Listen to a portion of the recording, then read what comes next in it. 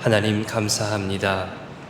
어렵고 힘든 중에도 늘 우리로 피할 길을 주시고 이겨낼 힘을 주시니 감사드립니다.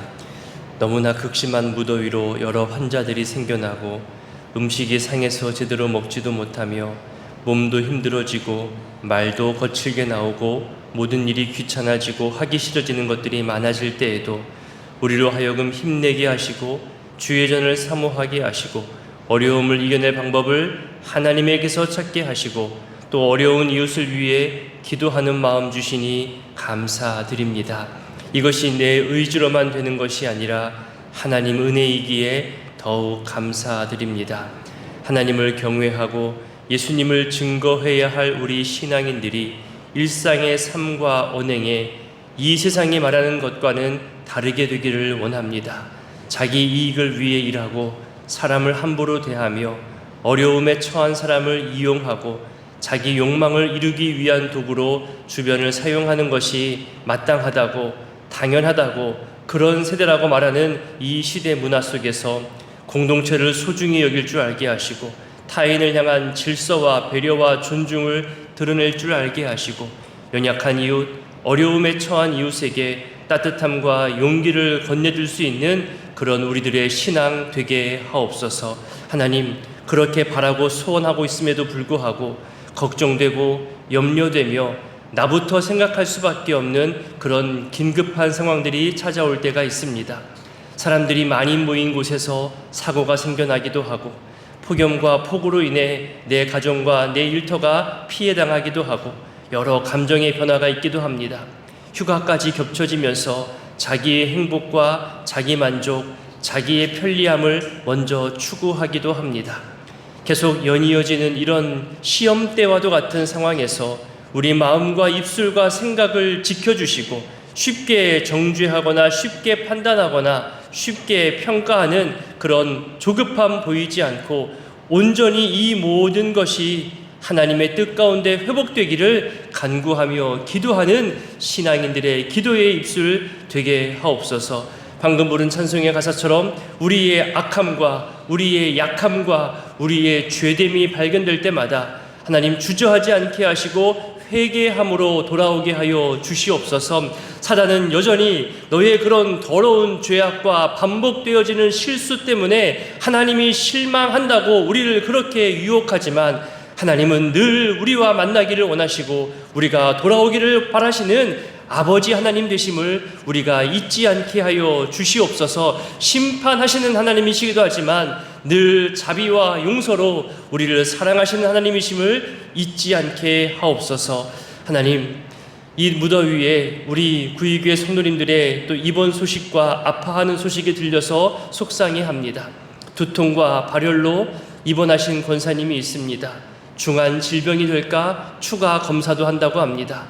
두렵고 떨리는 그 자리에 딸아, 내가 너를 사랑한다. 내가 너의 모든 인생을 알고 내가 앞으로도 함께하겠다. 주님 말씀하여 주시고 이번 기회에 정확하게 검사하고 진단하여서 더 이상 건강 때문에 염려하는 일 생기지 않도록 이번 기회에 주여 함께하여 주시옵소서. 하나님, 심장약을 꾸준히 잘 드셔 오시다가 이번에 심장 수술까지 해야 한다는 진단을 받고 놀라신 집사님 가정이 있습니다.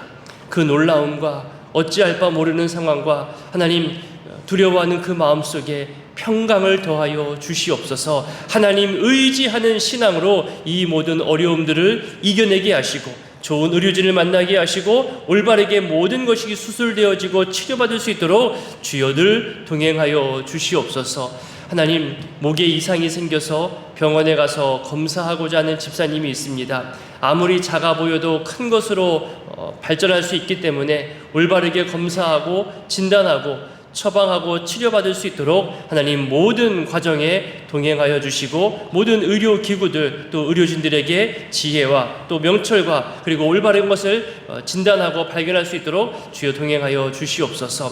하나님, 또한 속상한 것은 정말로 어린 자녀가 맹장염으로 수술을 한다고 합니다.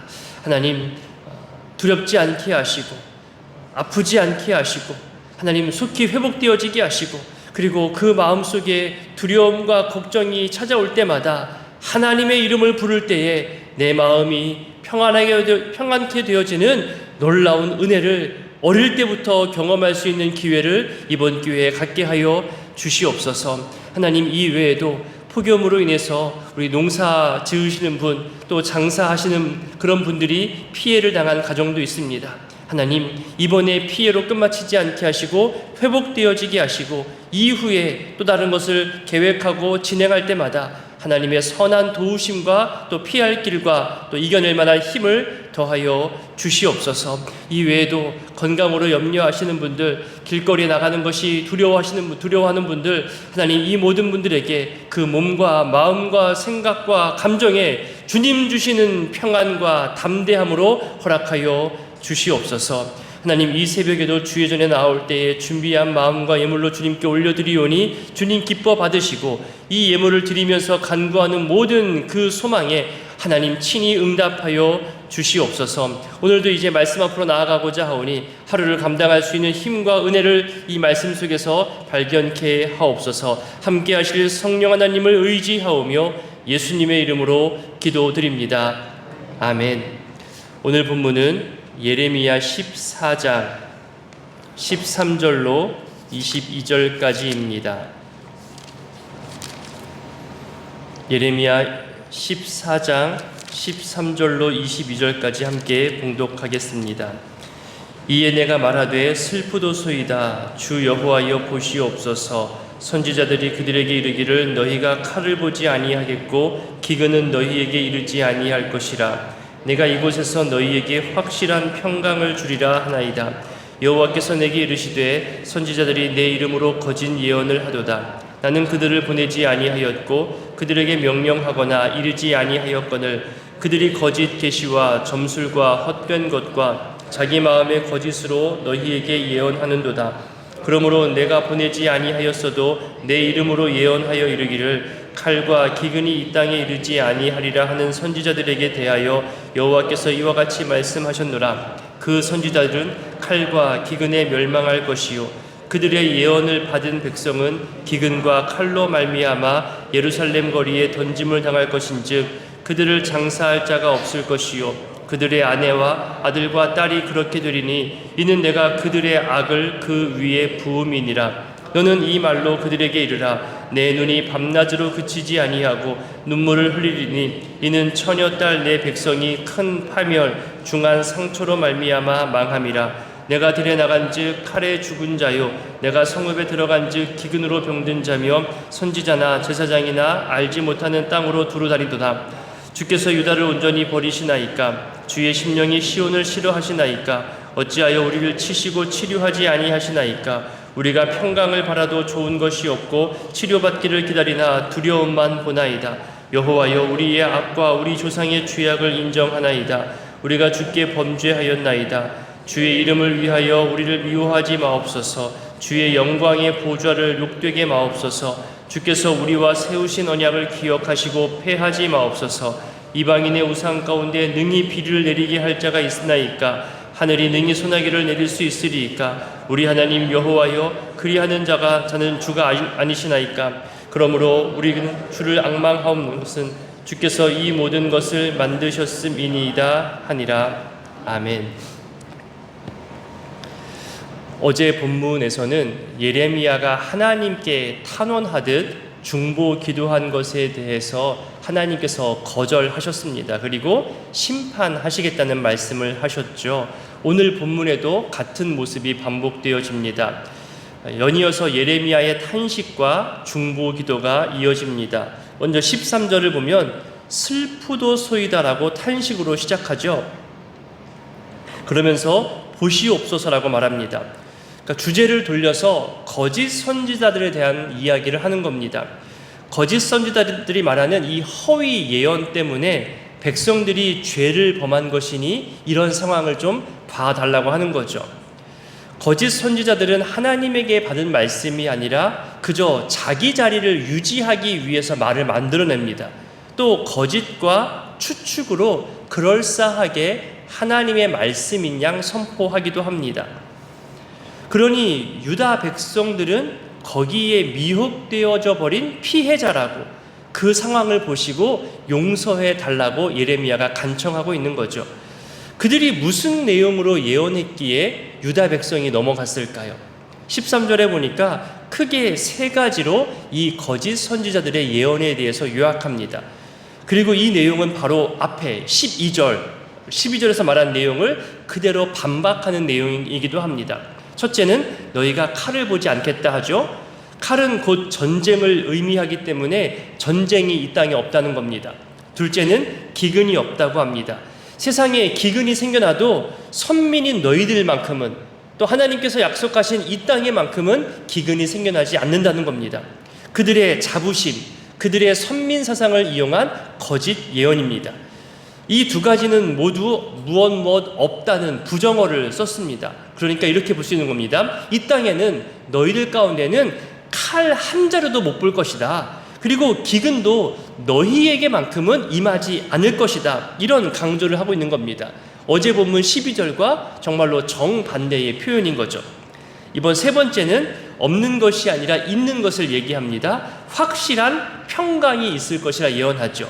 그것도 이곳에서 너희에게 있다고 합니다. 이렇게 재앙과 심판과 전쟁과 기근이 단 하나도 임하지 않고 모두 비껴가게 되며 오직 평강만이 너희에게 주어질 거라는 예언에 사람들이 좋아합니다. 여러분, 힘들수록, 어려울수록, 고통이 찾아올수록 괜찮다는 말이 좋은 위로가 되고 격려가 될 때가 있습니다.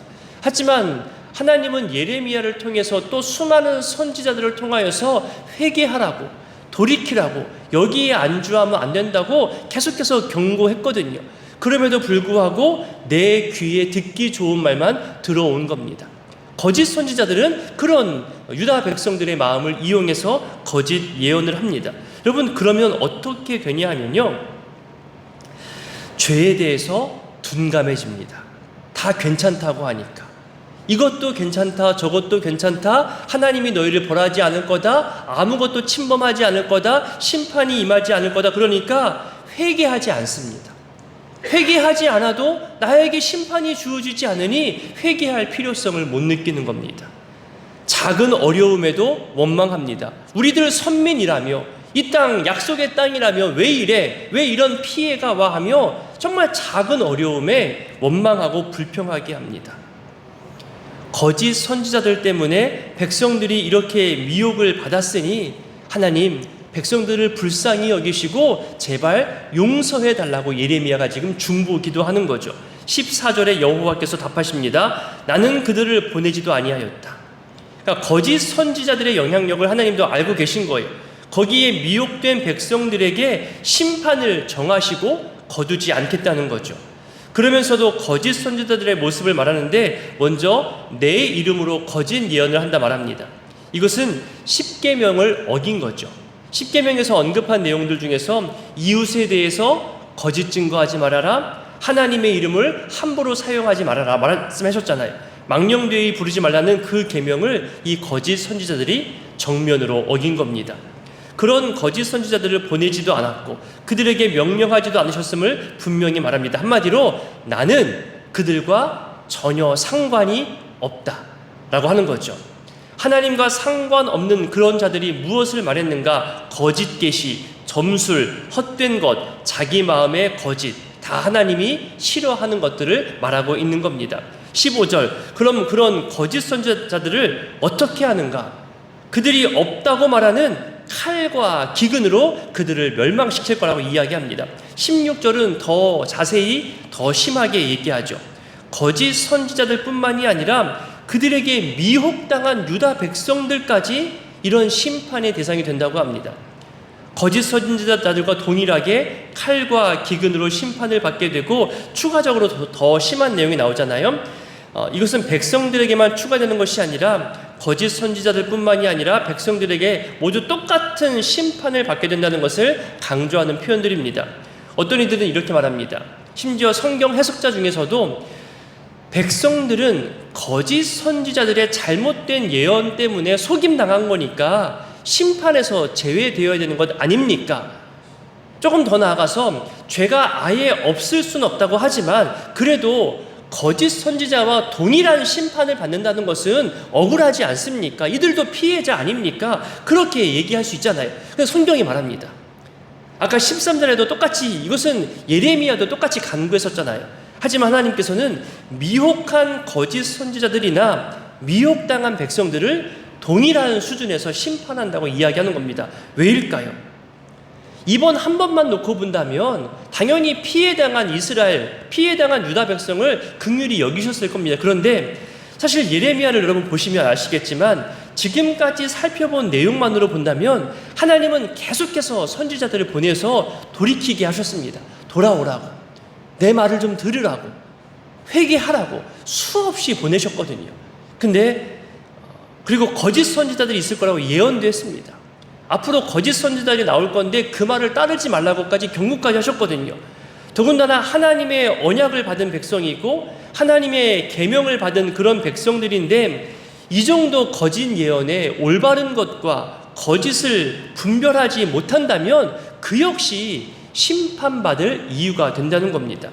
결국 유다 백성은 예레미야뿐만이 아니라 하나님이 보내신 수많은 선지자들을 일부러 외면했다는 거예요. 일부러 듣지 않았다는 거예요. 왜냐하면 내가 듣고자 하는 말이 아니었거든요. 내가 듣고 싶은 말을 해주는 선지자의 말을 찾은 거예요. 그들의 의지로 하나님의 선지자의 말을 거부하였고 거짓 선지자들이 하는 말, 내가 듣고자 하는 말을 자기 의지를 가지고 택하고 따르게 되었다는 것을 하나님은 지금 지적하면서 동일하게 심판하겠다는 겁니다. 그래서 여러분 16절 끝부분을 보세요. 내가 그들의 악을 그 위에 부음이라 하셨습니다.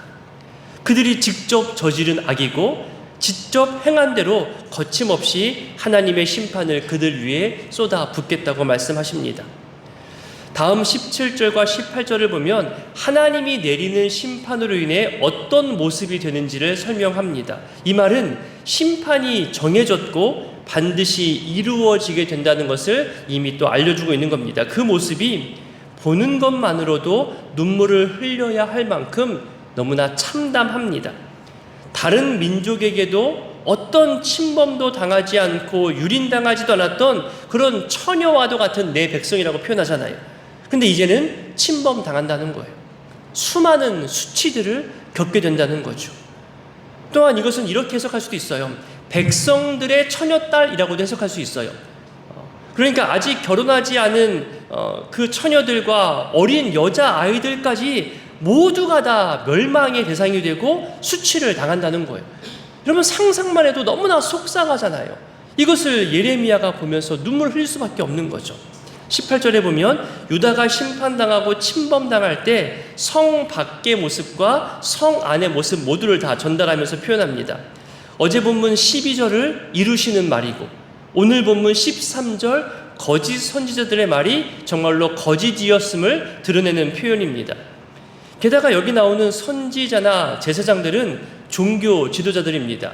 백성들과 함께 하면서 하나님과 그 사이를 중재해야 하는 역할인데 이제는 여기저기 떠돌게 된다는 겁니다. 도망다닌다는 말이 오히려 더 적합한 표현일 것입니다. 이렇게 떠돌듯 도망다닌다는 것은 이 땅에 남아서 더 이상 하나님께 간구할 것이 없을 정도로 이 땅이 황폐해졌다는 겁니다. 더군다나 또한 바벨론에 의해서 포로로 끌려가는 대상자 중에 이런 종교 지도자들도 포함되고 있음을 말하고 있습니다. 이제 19절부터는 예레미야가 다시 또 중보하며 간청하는 내용들로 나옵니다. 그리고 내일 본문에서는 이 예레미야의 간구에 하나님이 정면으로 거절하는 내용이 나옵니다. 그리고 확정되었다고, 심판이 확정되었다고 그렇게 답하는 내용이 내일 본문에 나옵니다. 그 거절의 답을 알고 이 간구를 보면 또 속상함이 밀려옵니다. 먼저 의문문으로 하나님께 간구하잖아요. 버리시나이까, 싫어하시나이까, 아니하시나이까, 이렇게 의문문으로 그 속상함을 반문합니다. 보통 이것을 삼중 의문문이라고 하는데요. 몇 번 설명드렸듯이 3번 반복된다는 것은 그만큼 크게 강조할 때 사용되는 표현법입니다.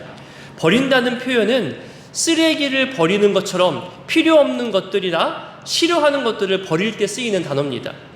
하나님의 이 답을 들으면서 하나님 정말 사실입니까? 정말 조금도 돌아보지 않으시고 완전히 버리실 겁니까? 이런 안타까운 탄식으로 애처로움으로 지금 물으면서 간구하는 거죠. 이런 질문에는 보통 에이 뭐 그 정도까지겠냐? 아니다, 안 버린다, 보통 그러잖아요. 여러분 옛날 어르신들 너 내 말 안 들으면 호적 판다 뭐 그런 말 들어봤잖아요. 근데 정말 호적을 파나요? 아니잖아요. 물론 정말 극단적으로 그러신 분들도 있겠지만 보통은 아니야, 안 그래, 그것은 그냥 말뿐이야, 보통 그렇게 말하는 것이 대부분인데, 내일 본문에 보면 그래 나 완전히 버릴 거야 그렇게 답하거든요. 19절 시온을 싫어하시나이까, 여기서 사용된 단어는 소름 끼칠 정도로 혐오하며 싫어하는 거예요. 보기만 해도 막 도망가고 싶고, 보기만 해도 죽여버리고 싶은, 보기만 해도 막 닭살이 돋는, 그렇게 정말 싫어하는 의미의 표현입니다. 예레미야는 시온에 있는 예루살렘 성전, 하나님의 임재가 있는 그 장소인 만큼 하나님은 시온만큼은 버리지 않겠지, 하나님의 임재가 있는 성전이 있으니까, 그러면서 묻는 거예요. 시온을 싫어하려고 묻는 거잖아요. 아무리 심판이 있어도 성전은 지키시겠지, 그런 마음으로 물으시는 거예요. 또 그런 마음으로 간구하는 거죠. 제발 지켜달라는 뜻입니다. 그런데 아니라 합니다. 내가 다 멸망하고 무너뜨리겠다는 거예요. 이어서 우리를 치신 다음에 치료하지 아니하시나이까, 이 표현도 가만히 보면 하나님 제발 그만 치시고 그만 멈춰주시고 이제 치료해달라는 간절한 호소가 담겨 있습니다. 분명 하나님은 구약 여러 곳에서 나는 너희를 치료하는 하나님 여호와 라파라고 분명히 하나님에 대해서 이야기했잖아요. 그렇게 자기 자신을 소개하셨음에도 불구하고 이 심판에 있어서만큼은 나는 치료하지 않겠다, 나는 치료하는 하나님이지만 이 심판에 있어서만큼은 나의 치료를 바라지 않겠다고 합니다. 그만큼 이 심판은 확정되어진 거고 하나님의 진노가 가득하다는 뜻입니다. 예레미야는 이렇게 세 가지 의문문을 사용하면서 하나님께서 이 간구를 들어주셔야 하는 근거를 말한 거거든요. 근데 하나님은 안 들어주십니다. 그만큼 유다의 죄가 컸습니다. 이제 20절부터는 예레미야가 참회의 기도를 합니다. 참회의 고백을 하죠. 자신들의 악함과 또 조상들의 죄악을 인정합니다. 주께 범죄하였음을 고백하는 겁니다. 여러분 여기서도 우리가 알 수 있듯이 피조물인 우리가 하나님께 다시 돌아가기 위해서 가장 먼저 해야 할 것, 그것은 돌이키는 겁니다. 방향을 바꾸는 거예요. 내가 지금 달려가는 이 길이 악한 길임을 알았다면 돌이켜야 되는 거잖아요. 그것이 회개입니다. 그것이 바로 참회의 고백인 거죠. 끝까지 완악함으로 거부하면서 아닙니다, 이것 때문에 이랬습니다, 저것 때문에 그랬습니다, 그렇게 변명하고 자기 합리화를 하는 것, 그것은 온전한 회개가 아니잖아요. 하나님 앞에서 늘 부족하고 연약한 죄인임을 인정하는 것, 고백하는 것, 그것이 회복의 첫 걸음이고 모든 해결의 출발점이 됩니다. 이제 21절에는 예레미야의 간구가 세 가지로 나옵니다. 첫째는 주의 이름을 위하여 우리를 미워하지 마옵소서. 둘째는 주의 영광의 보좌를 욕되게 마옵소서. 셋째는 언약을 기억하시고 폐하지 마옵소서. 이 내용이잖아요. 먼저 첫 번째, 유다를 용서하시고 구해주시는 이유와 목적이 자신들의 행복이나 안전 때문이 아니라 주의 이름 때문이라는 거예요. 유다가 멸망하면 주의 이름이 높임받지 않게 되잖아요. 그러니 주의 이름 때문에라도 우리 유다를 용서해달라고 그렇게 간구하는 겁니다. 영광의 보좌는 아까 설명드린 대로 성전과 연결되는 표현입니다. 그 성전의 영광의 보좌가 욕되게 되면 예루살렘이 침공당한다는 뜻이거든요. 그러면 하나님의 영광이 훼손되게 되는 건데 그 성전만큼은 외부인으로부터 침략당하지 않게끔 지켜달라는 그런 호소입니다. 유다의 구원을 지금 성전을 붙잡고 영광의 보좌를 가지고 하나님께 간구하고 있는 겁니다. 세 번째, 언약은 하나님의 신실하심을 나타냅니다. 아브라함에게 하신 언약, 이삭과 야곱에게 또 다윗에게 하신 그 언약이 있잖아요. 하나님은 이스라엘을 백성 삼으시고 나는 너희의 하나님, 너희는 내 백성 되리라. 그러면서 나의 말씀, 내 말에 순종하면 다윗 이후로 계속해서 왕조를 지키시겠다고 분명히 약속하셨잖아요. 너희를 지키시고 번성케 하시겠다는 그 언약을 언급하면서 유다가 멸망하면 하나님의 그 언약은 어떻게 됩니까? 언약을 기억하여 주시고 제발 이들을 지켜달라는 그런 간구인 겁니다. 마지막 22절은 이방인들 중에 여호와 같은 분이 없음을 언급하는 거죠. 이방 신들도 하나님 앞에서는 아무것도 아님을 이야기하는 겁니다. 오직 하나님만이 비를 내리시고 천지를 창조하시고 다스리시는 그런 분임을 이야기하는데, 이것이 바로 하나님의 절대성입니다. 결국 이 역시도 유다가 심판 앞에 놓여있는 이 시급한 상황을 해결해 주실 분도 하나님이심을 고백하는 신앙 고백입니다. 하나님의 도움의 손길을 간구하고 있는 거죠. 매일 성경 책자를 보면 그 표현이 정말 괜찮은 표현인 것 같아서 제가 대신 좀 표현해 봅니다. 악함과 약함이라는 표현이 나오거든요. 유다 백성들이 하나님을 거절하는 악함이 있었음을 고백합니다. 그것을 인정하죠. 그리고 이 악함을 어찌할 바 모르는 사람의 연약함, 약함을 얘기합니다. 이 악함과 약함을 오직 해결할 수 있는 분 역시 하나님뿐이심을 설명합니다. 이것을 지금 예레미야가 하나님께 간구하고 있는 거죠.